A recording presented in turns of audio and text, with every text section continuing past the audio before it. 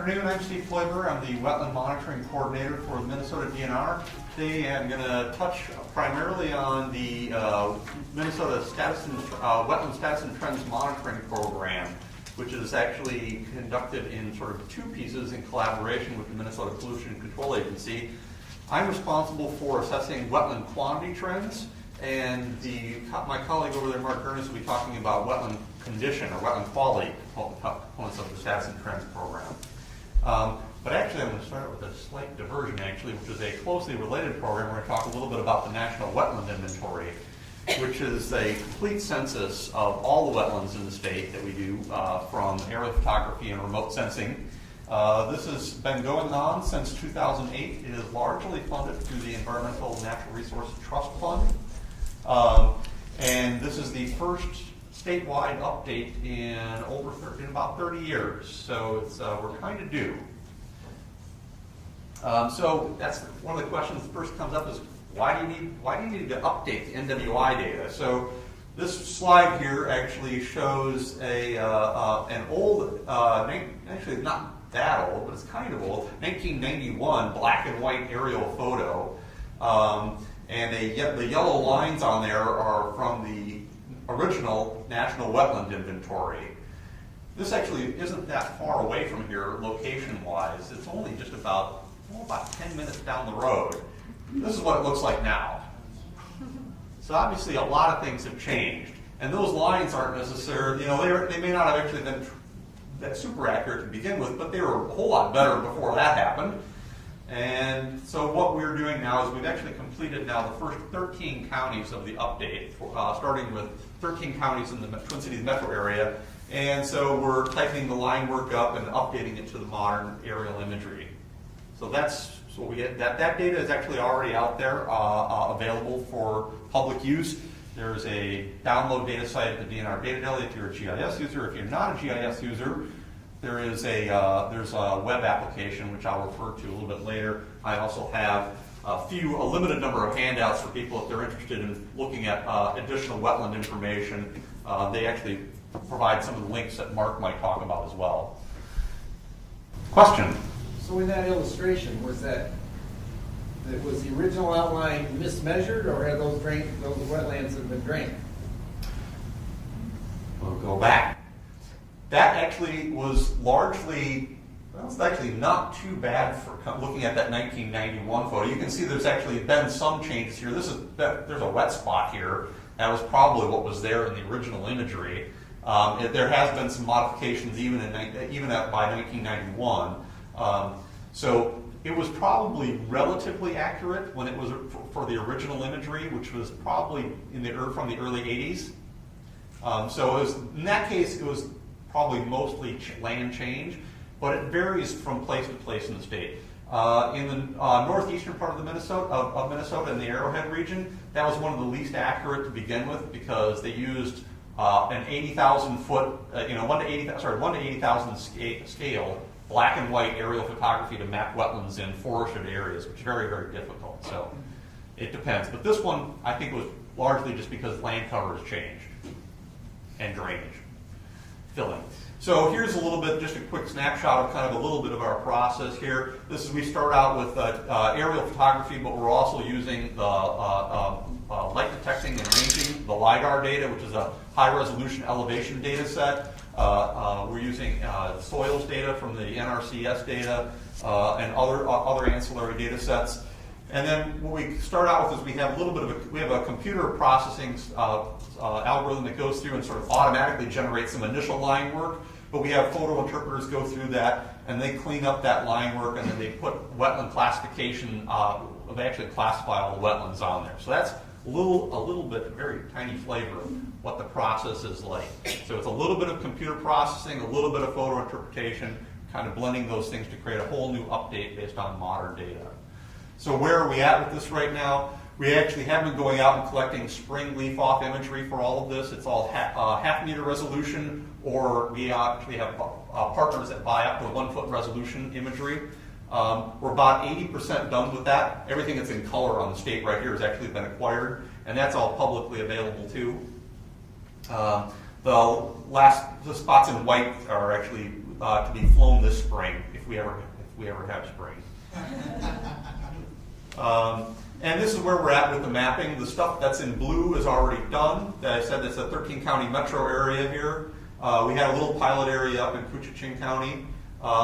The southern Minnesota area here is being updated by the folks at St. Mary's University. Mary Drazkowski's in the back there. The northeastern part of Minnesota is being updated by the folks at Ducks Unlimited. And as I mentioned, the data is available through the DNR Data Deli. It's also available through the U.S. Fish and Wildlife Wetland Mapping Service, Wetland Mapping Server. And then there's an online map here. Here's the URL for that. If you're not a GIS user, you can go and you can look at the data that's there, and you can pull up and you can look at it on top of aerial photos, find your house, and come and tell me that I did it wrong. Okay. Actually, that was the first day after the first press release that we had on this. I actually did get a call the very next day of somebody saying, "Hey, you have a wetland map in my backyard and it's not right." So I actually will take those. We do actually hope to have a maintenance program where we're updating this and not waiting for 30 years to do it. So that brings us on to the Wetland Status and Trends program. Again, I'm going to be talking about the wetland quantity monitoring component of this. This is also a remote sensing-based monitoring program. And so the way we do this is we have nearly 4,990 1 square mile plots. They're randomly selected, but they're permanent plots.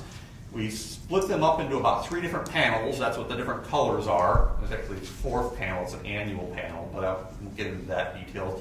But we split these up and roughly do about 1/3 of these each year, where we fly aerial photography of those plots, and then we have photo interpreters look at them and map out what they see, the land cover that they see. So they have a baseline set of land cover data and identify all the wetlands, classify the wetlands, and then we do a subsequent fly 3 years later for that same plot, and we compare what's happened from the first cycle to the second cycle.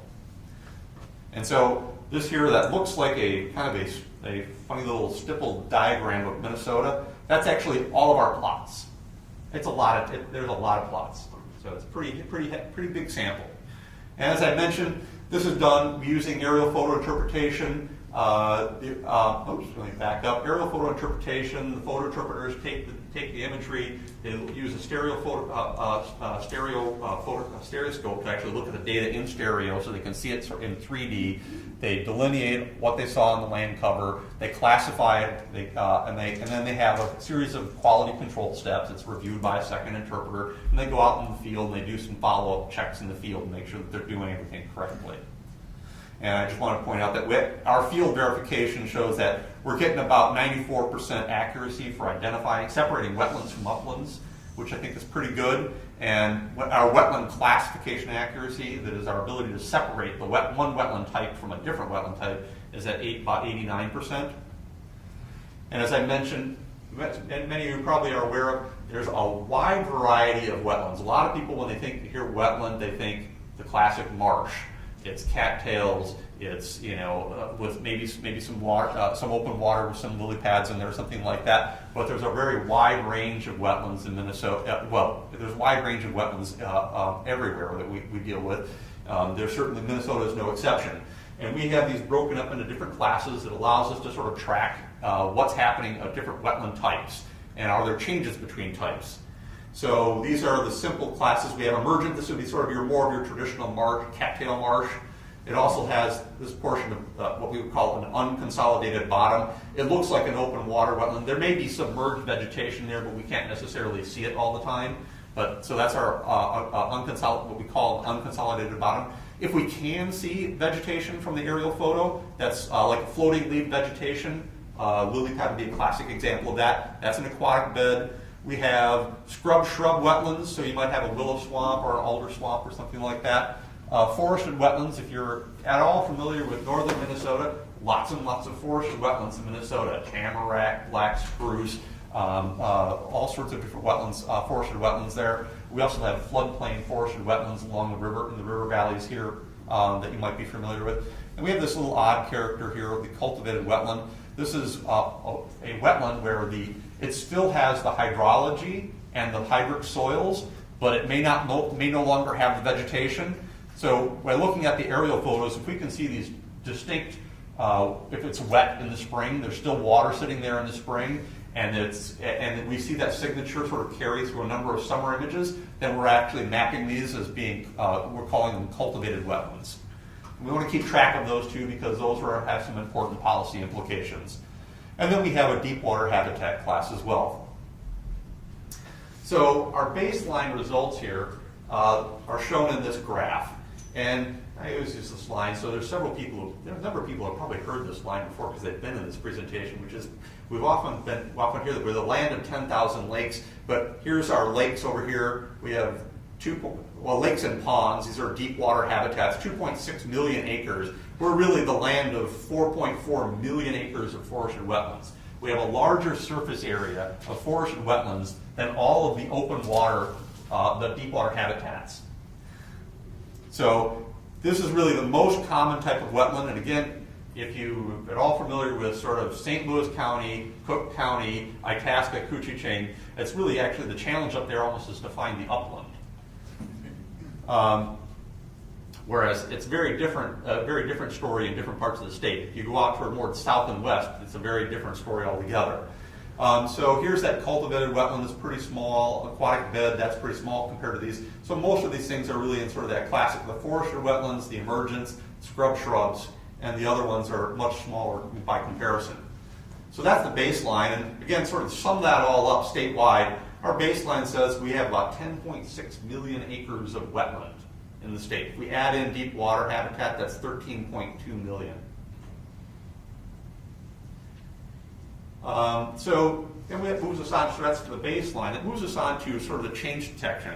So as I mentioned, we're doing this using remote sensing and a GIS approach where we bring this from the aerial imagery, we delineate this thing, we bring it into GIS, and we have these polygons in GIS, and we can take the polygon from the first time period and overlay it on top of the geographically referenced image from the second time period and see what's changed. So this is a rather obvious example. There was a wetland here, and now we have a road going through it. I'll talk, that one will come up a little bit later. So that's just a little bit about how we're doing the change detection. So we've actually gone through 2 full cycles of this. We've done the baseline, we've done the second cycle, and we have results from this. So here's that statewide map. Every dot on there, again, is not just for fun. It's every dot on there is one of our sample plots. All the gray dots basically are pretty much no change. So one of the things that's really obvious that jumps out of this, the vast majority of those plots over this 2 sample cycles. And remember, I said we're doing 1/3 of the plots every 3 years. So this is a 6-year time period from 2006 through 2011. So there was for most of the plots, there was very little change. However, there are some plots where we do see some changes. And within a plot, within a 1 square mile plot, these numbers are the total change of acres within that 1 square mile plot. So we see changes as much as a gain of about 25 acres and losses of about almost 20 acres lost. So the red big dots are losses and the green dots are gains. And that's sort of the overall pattern. You can see there's sort of a real big broad area up here in northern Minnesota where there's not much going on except for like this chunk here of St. Louis County. This is really kind of around that Iron Range area. So if we take that and we sum up what we saw in the plots, these are the sums. This is actually the sum of the data in the plots. So we take all the acres of gains and losses, and we look at what those results are. So the green bars here are the gains we saw in the plots, and the red bars are the losses. And you can see that there's not a lot of change, but in general we do see probably the most remarkable feature here is that these unconsolidated bottom, these ones that look more like ponds, open water ponds, we're seeing a much bigger gain than the loss for these, and especially this is the unconsolidated bottom, man-made. That little M stands for the man-made, so that'd be more like golf course ponds, stormwater ponds, that sort of thing. So we're seeing most of the change happening here. We do see some losses, some small losses in forested and scrub shrub, as well as emergent. So that's one characteristic sort of note overall is that that we are seeing some gains here and some losses elsewhere. if we extrapolate this thing statewide, then we take all this, so these were the values in the plots. If we take that as a representative sample of what's happening statewide, and extrapolate this to the whole state area, what we see is that we would estimate that we had a loss of about 1,300 acres over the whole state, a gain of about 3,400 acres, for a net change of just around 2,100 acres of gain over this 6-year time period. So this is one of those points where I point out that, you know, like a lot of scientists, I'm probably something of innately an introvert, and I'm not necessarily always great at reading an audience. And I look out here, I've actually done this now a couple of times, and I just want to ask a question here because I'm not that great. If you could help me out, how many people are having trouble believing that we're gaining wetlands? Yeah, that's kind of what I figured. I kind of thought that, yeah, I've gotten that sense now. I've done this presentation about 4 times, and I think that, so I do have some things to put this into context, and just sort of, again, I have some examples where I can actually show you so you can see with your own eyes the sorts of things we're seeing, but I also have some slides to talk about context here. So here's one of my context slides. So I showed you, I'll back up here for a second. This is just what we observed in changes in the plots. But if we actually add that to the total amount of wetlands that were already there. So I was just showing the changes. Now I'm showing the wetlands, the total wetlands statewide in time 1 is the bright bar, in time 2. And if you look across this, what you're basically seeing is believe me or not, there are actually changes there, but they're so small relative to the total amount of wetlands. Again, we have 10.62 million acres of wetlands, and we saw a gain of 2,100 acres. I forgot to point this out. This is a percent statewide change of 0.02%. It's a very, very, very small change relative over that time period. So now to see some specific examples of some of the things that we're actually seeing. So this is an example. The first, the photo on the right-hand side here is time 1. This is an agricultural field here, obviously. The red line right here is the edge of our plot. So we actually have the plot boundaries. We don't see the whole thing because I'm zoomed in on this area here. And then you can see this here in time 2, where now we have, this is all flooded out. And so people often ask, so well, how do you know that's not just because it was raining more and now that there's, you know, more water there and it's gone, It's not, how do you know it's really wet? We actually looked at multiple images. We actually have the spring imagery. We actually also have some summer imagery available to look at as well. So we saw that both the spring and the summer. I actually came up with another image courtesy of Bing, actually, Microsoft. Thank you. This was from fall. And so you can see this guy's clearly, I mean, the water is still there in October. And so we're pretty sure that that's kind of meant to be there, at least for now. We're not really entirely certain exactly what the long-term prospects of it is, though. Yes? So what's the story? You're saying that was agricultural land for a while and now it's a wetland again? That's what we're saying. Again, with 5,000 plots, and we're doing this from aerial photos, it's going to be really exceedingly difficult for us to say on any particular parcel why exactly that happens. In some cases, it's obvious. In other cases, it's we're not entirely certain why. And so that's the value of having a long-term monitoring program. We'll be able to look at this cycle after cycle after cycle and see what happens to it over time. But it's very difficult. I mean, there may be multiple landowners in this area. I've got the whole 1 square mile plot boundary on here. There's obviously probably multiple landowners. To figure out what any one of them doing at any one time, very difficult. So that's one example of where we see clearly gone from cultivated to wetland. So there's a gain. This is a loss here, actually, time 1 here on the right-hand side again, time 2 on the left-hand side.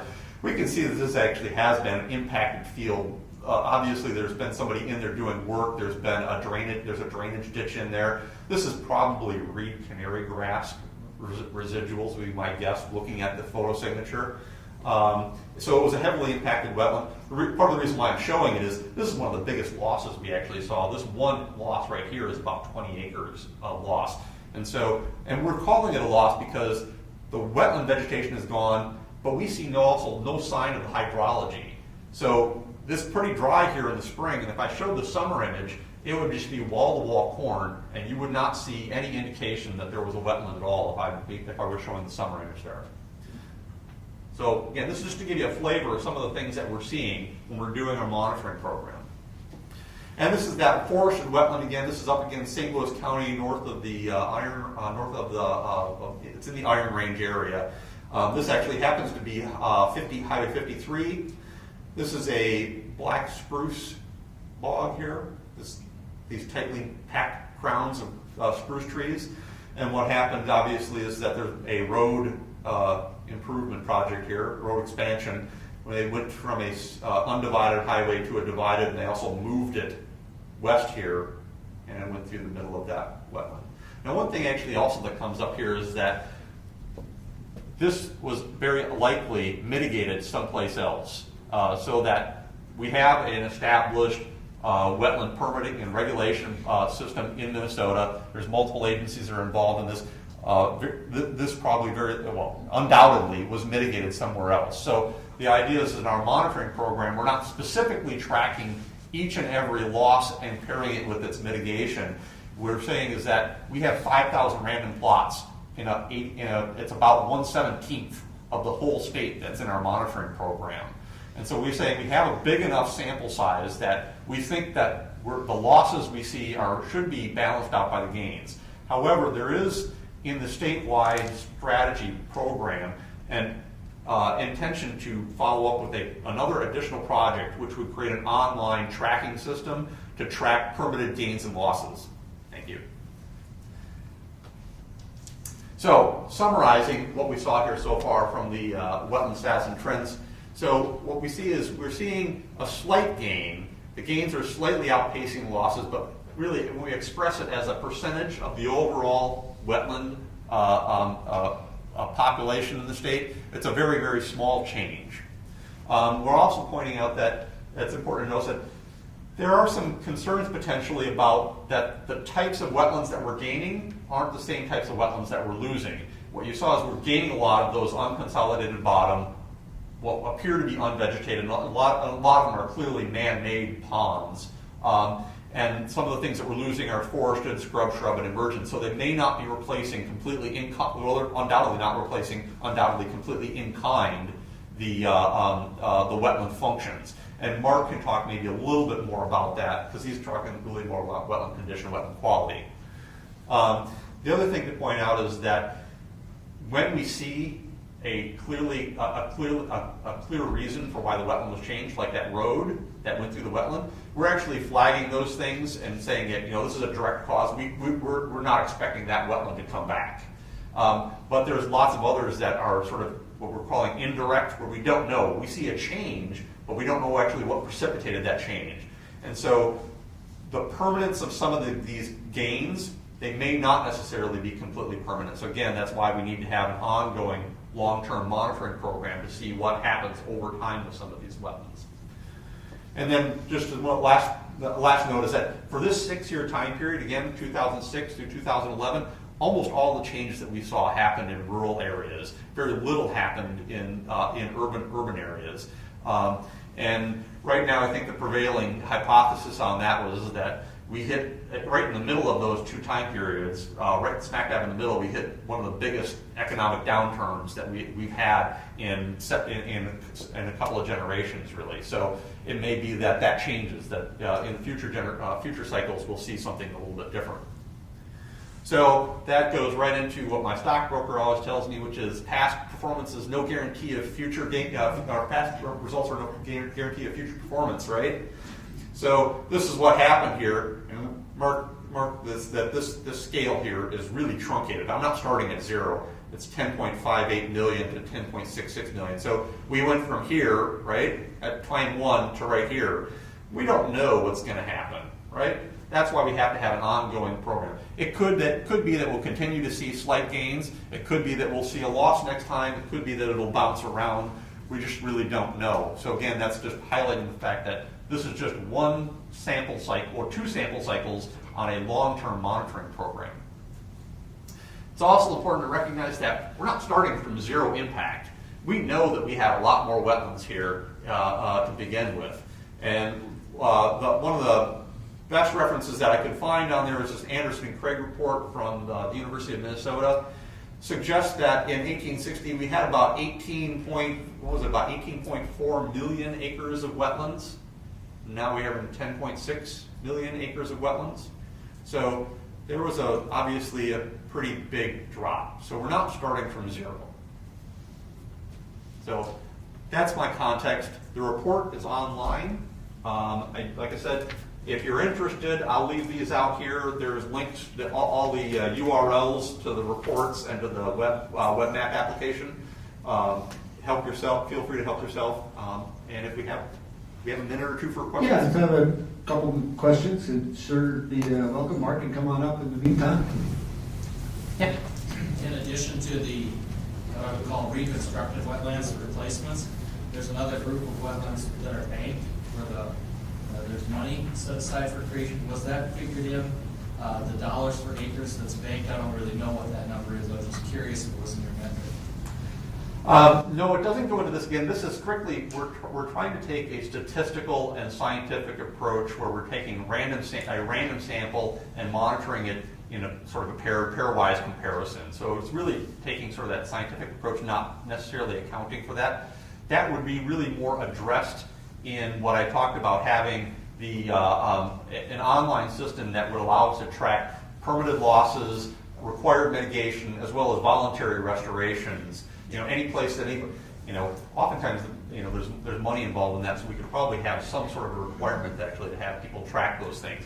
But that would give us, between the National Wetland Inventory, the Stats and Trends Monitoring Program, and a tracking database, an online tracking database for these permitted and voluntary activities, that would give us a pretty good information base to let us know what is really going on with wetlands in Minnesota. One more, go ahead.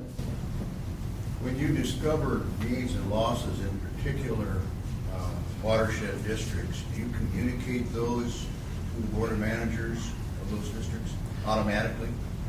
We do not have a specific mechanism right now for, well, we could, but the question is, the example I showed up there earlier in the St. Louis County, first of all, there might not be a watershed district.